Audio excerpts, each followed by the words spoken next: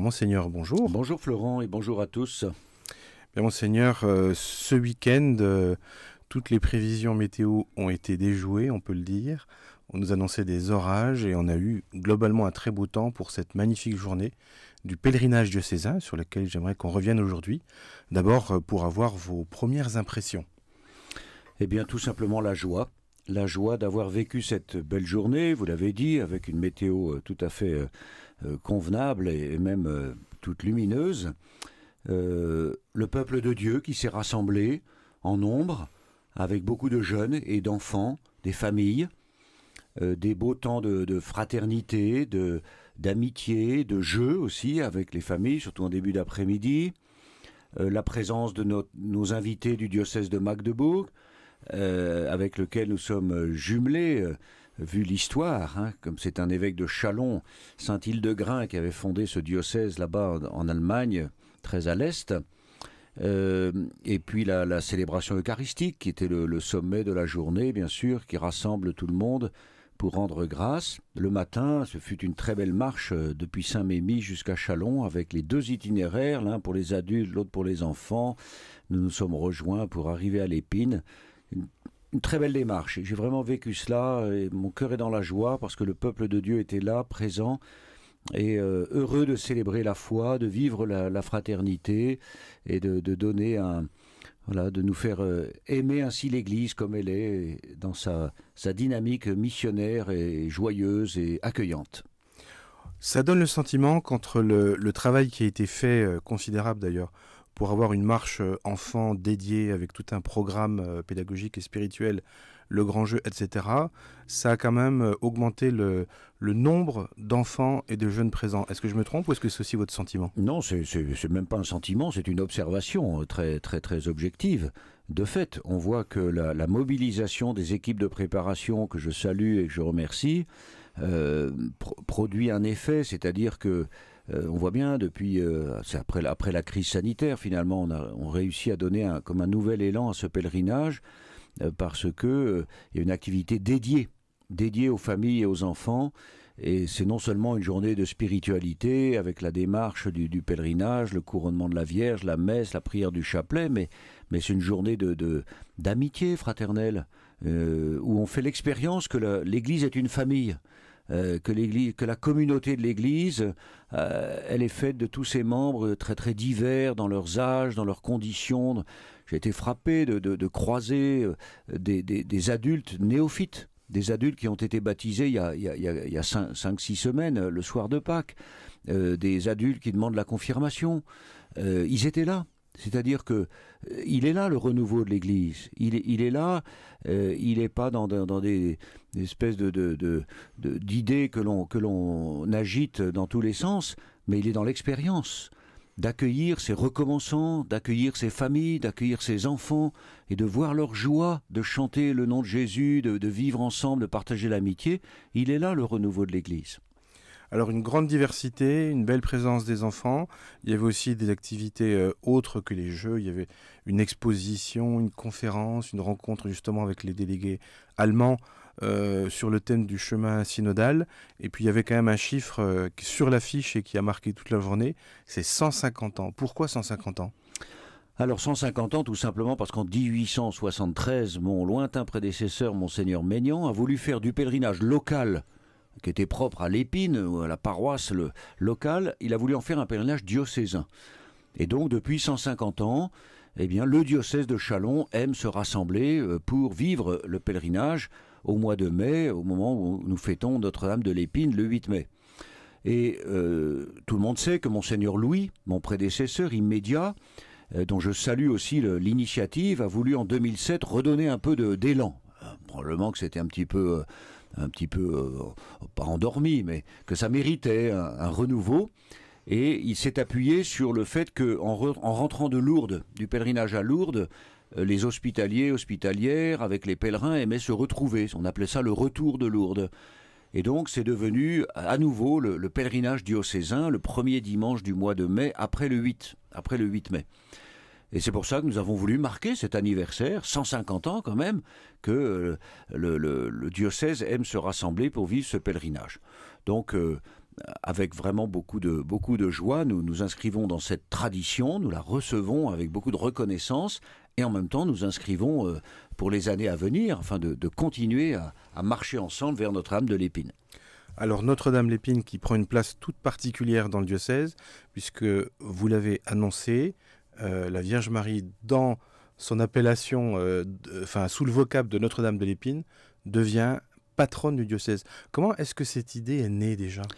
Alors cette idée est née dans le cadre du travail que j'ai mené avec la commission diocésaine pour la liturgie depuis plusieurs années, où nous avons préparé les livres liturgiques propres au diocèse, en les adaptant avec les nouvelles traductions qui sont en usage désormais, depuis quelques années déjà pour les lectures de la parole de Dieu, et puis depuis l'année dernière pour le missel romain.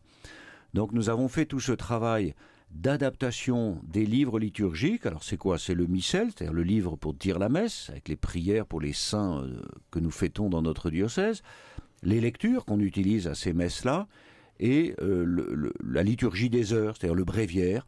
Ce sont les textes adaptés pour les prêtres, diacres et consacrés, l'évêque bien sûr, qui portent ainsi la prière de l'Église. Et dans ce cadre-là, il est apparu qu'effectivement nous fêtons Notre-Dame de l'Épine le 8 mai.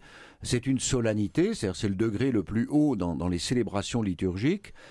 Et il est apparu qu'il manquait la mention que Notre-Dame de l'Épine était la sainte patronne du diocèse, parce que pour être fêté à ce degré-là. Et j'ai fait la démarche, je me suis dit, voilà un signe qui m'est donné pour placer le diocèse, la communauté diocésaine sous la protection de Notre-Dame de l'Épine, notre mère.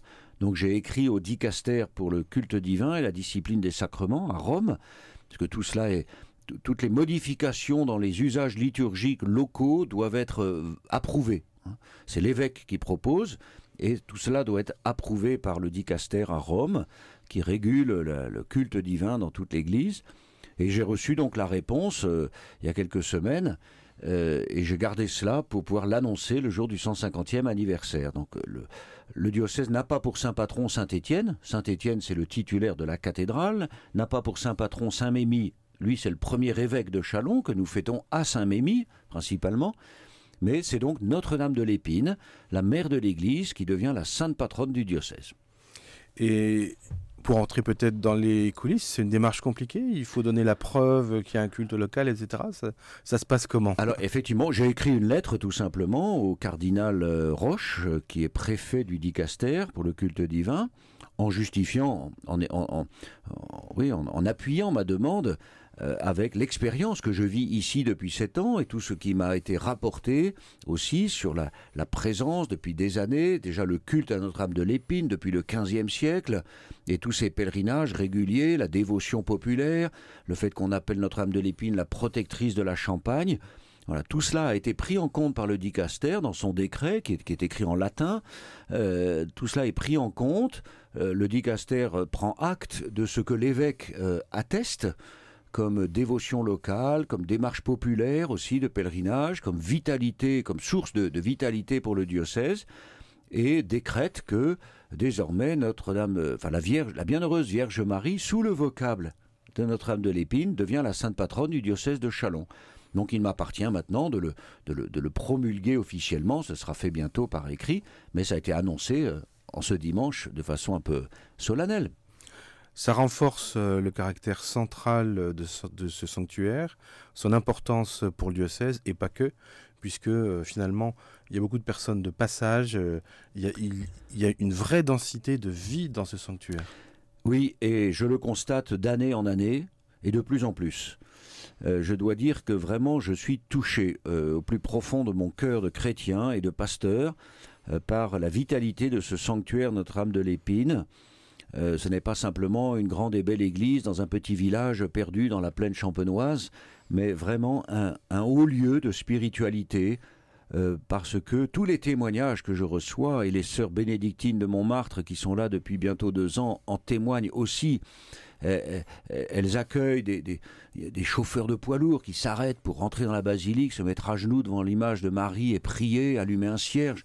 elles accueillent des gens qui sont en grande souffrance, des familles, voilà, des couples qui souffrent de ne pas pouvoir mettre au monde un enfant, et elles sont témoins des grâces reçues parce que les gens reviennent après avoir vécu la prière avec les sœurs ou tout seul, avoir fait le pèlerinage autour du puits, qui est comme un signe aussi de la fécondité du Seigneur dans nos vies. Donc, je le disais dimanche, nous ne sommes pas à Lourdes, il n'y a pas des foules, des dizaines de milliers de personnes qui viennent à Notre-Dame de l'Épine, mais les grâces reçues n'en sont pas moindres. Dans le secret des cœurs, dans la vie des personnes, croyant ou non, recommençant ou non, eh bien, il y a des grâces, il y a des cadeaux que le Seigneur fait par l'intercession de la Vierge Marie. Et je crois qu'en s'inscrivant dans cette démarche très populaire du pèlerinage marial, comme à Lourdes, comme à la Salette, comme à Fatima, on le voit bien encore, c'était ces derniers jours à Fatima, eh bien le peuple exprime sa confiance de façon très très simple, comme des petits enfants qui se tournent vers une maman. Et vous, quelles seraient vos demandes à Notre-Dame de l'Épine pour le diocèse, pour les années qui viennent ? Bien, écoutez, je lui demande toujours de veiller sur nous, de nous guider vers Jésus. La demande que je fais, bien sûr, c'est de bénir et de protéger les familles, les parents, tous ces jeunes, tous les enfants, afin qu'ils découvrent et approfondissent la foi. Je lui confie souvent les diacres et les prêtres du diocèse de Châlons, qui connaissent les uns les autres toutes sortes d'épreuves, de difficultés, de contrariétés. Je confie leur unité, je confie leur amitié fraternelle, je confie leur esprit de service. Je demande à Notre-Dame de l'Épine, qui était présente à Jérusalem avec les apôtres, de nous aider à accueillir la force de l'Esprit Saint pour la mission, pour le renouveau missionnaire, la conversion de nos paroisses. Et puis bien sûr aussi, je lui confie d'une façon toute particulière les jeunes que le Seigneur appelle, afin qu'ils puissent discerner paisiblement, sereinement, joyeusement, librement, et venir peut-être me voir un jour et me dire « j'ai envie de donner ma vie au Seigneur et au service de l'Église ».